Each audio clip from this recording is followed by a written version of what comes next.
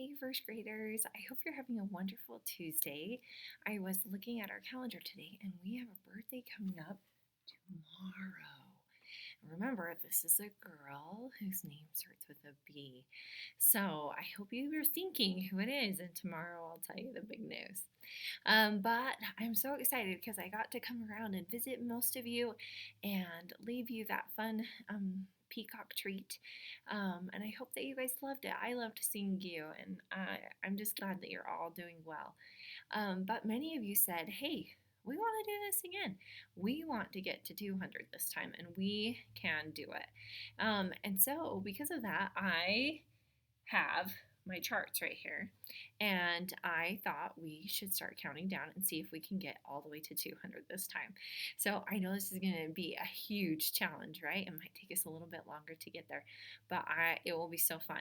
So I have a lot of you from yesterday who told me that they had done it, and even from a couple of days ago that didn't make it on the video. So I had Hadley and True and Tice and Bridger and Hadley and True and Brage and Gemma and Brinzy and Bridger and Riley and Berkeley. So just in one day, we are already to 12. I know there's a glare on there and it's kind of hard to see. I'll bring it up close. Look at that. We're already to 12 and we're trying to get to 200, and I know we're going to make it. So you guys keep working hard. We'll do a Google Meet probably on Thursday again, and we'll encourage kids to send in their pictures. And then maybe everyone who does the Google Meet with us, we should count them too. So there's lots of fun ways that we can earn this and get to 200, and then we'll figure out a fun thing to do when we get there. But I have a story for you today. This is one of my favorites. It's called The Little Engine That Could. And I thought, hey, we kind of need this right now because sometimes it's hard to keep doing our homework, right? We're kind of tired of it. And I really think that this story teaches a good attitude to have. The Little Engine That Could. Clug, clug, chug, puff, puff, puff, ding dong, the little train rumbled over the tracks. She was a happy little train, for she had such a jolly load to carry. Her cars were filled full of good things for boys and girls. There were toy animals, giraffes with long necks, teddy bears with almost no necks at all, and even a baby elephant.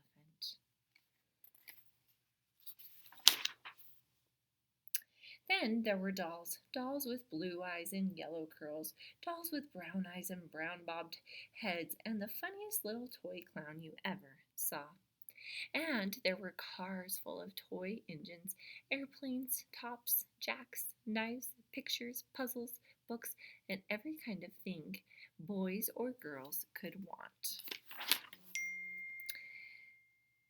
But that was not all. Some of the cars were filled with all sorts of good things for boys and girls to eat. Big golden oranges, red checkered apples, bottles of creamy milk for their breakfast, fresh spinach for their dinners, and peppermint drops and lollipops for their after-meal treats. The little train was carrying all these wonderful things to the good little boys and girls on the other side of the mountain. She puffed along merrily, then all of a sudden she stopped with a jerk. She simply could not go another inch. She tried and she tried, but her wheels would not turn. What were all those good little boys and girls on the other side of the mountain going to do without the wonderful toys to play with and the good food to eat? Here comes a shiny new engine, said the funny little clown, who jumped out of the train. Let us ask him to help us. So all the dolls and the toys cried out together, Please, shiny new engine, won't you please pull our train over the mountain? Our engine has broken down, and the boys and the girls on the other side won't have any toys to play with or good food to eat unless you help us. But the shiny new engine snorted. I pull you? I'm a passenger engine. I have just carried a fine big train over the mountain with more cars than you ever dreamed of. My train had sleeping cars with comfortable berths, a dining car where waiters bring whatever hungry people want to eat, and a parlor car in which people sit in soft armchairs and look out of the big glass windows. I pulled the likes of you, indeed not.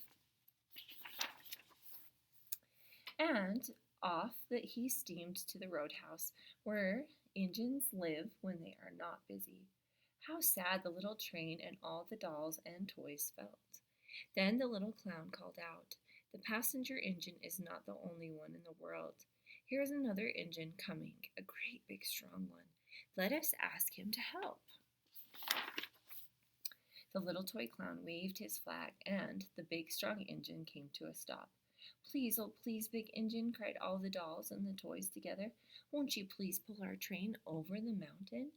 Our engine has broken down, and the good little boys and girls on the other side won't have any toys to play with or good food to eat unless you help us."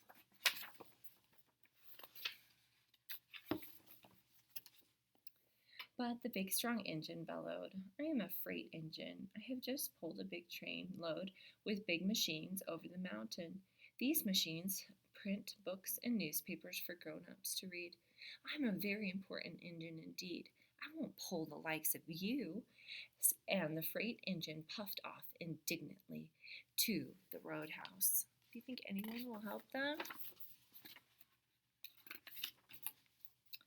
The little train and all the dolls and toys were very sad. "Cheer up," cried the little toy clown. "The freight engine is not the only one in the world. Here comes another. He looks very old and tired, but our train is so little, perhaps he can help us." So the little toy clown waved his flag and his dingy, rusty old engine, and the engine stopped.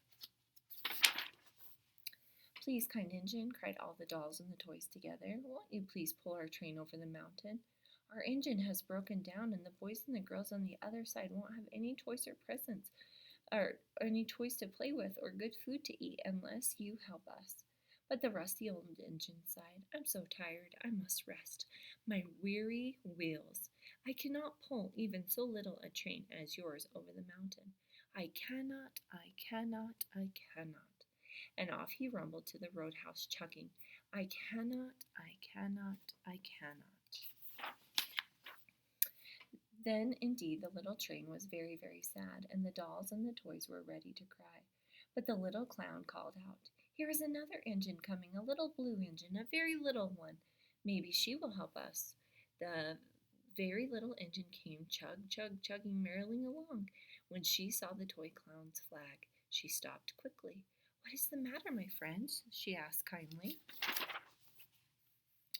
"Oh, little blue engine," cried the dolls and the toys, "will you pull us over the mountain? Our engine has broken down, and the good boys and girls on the other side won't have any toys to play with or good food to eat unless you help us. Please, please help us, little blue engine." "I am not very big," said the little blue engine. "They use me only for switching trains in the yard. I have never been over the mountain, but we must get over the mountain before the children awake," said all the dolls and the toys. The very little engine looked up and saw the tears in the doll's eyes, and she thought of the good little boys and girls on the other side of the mountain who would not have any toys or good food unless she helped. Then she said, "I think I can, I think I can, I think I can, I think I can." And she hitched herself to the little train. She tugged and pulled and pulled and tugged, and slowly, slowly, slowly they started off.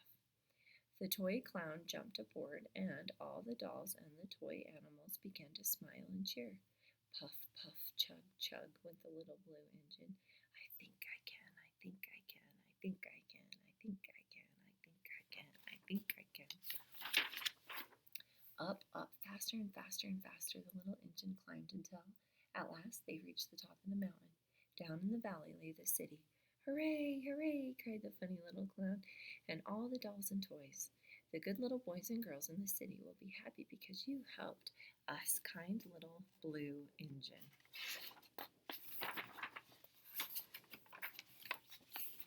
And the little blue engine smiled and seemed to say as she puffed steadily down the mountain, "I thought I could, I thought I could, I thought I could, I thought I could, I thought I could." So today I want you to give yourself a little pep talk. I want you to say, "I think I can, I think I can." And And then when you get your homework all done, then you can say, I thought I could. I thought I could. Okay, I can't wait to get your pictures, guys. Talk to you later.